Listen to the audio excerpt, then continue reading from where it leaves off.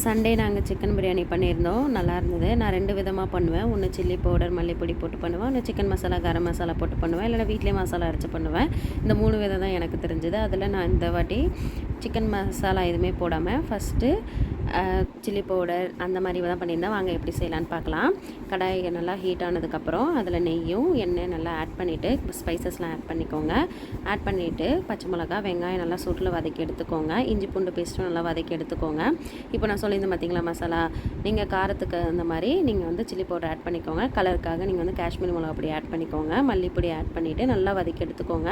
வதக்குனதுக்கப்புறம் தயிரும் தக்காளியும் நல்லா வதக்கி எடுத்துக்கோங்க.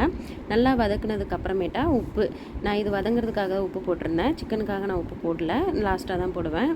அப்புறம் புதினா கொத்தமல்லி ஆட் பண்ணிவிட்டு சிக்கன் நல்லா ஆட் பண்ணிக்கோங்க. சிக்கன் ஆட் பண்ணி நல்லா வதக்கி எடுத்துக்கோங்க. அப்புறம் உப்பு நான் சொல்லியிருந்தேன் பார்த்தீங்களா, அப்பப்போ உப்பு ஆட் பண்ணியிருந்தேன். நான் 1க்கு 2 தண்ணி ஊற்றிருந்தேன், ஸ்கிப் ஆகிடுச்சு. தண்ணி ஊற்றிக்கோங்க. நீங்கள் எவ்வளோ அரிசி எடுக்கிறீங்களோ அதுக்கேற்ற மாதிரி தண்ணி ஊற்றிக்கோங்க.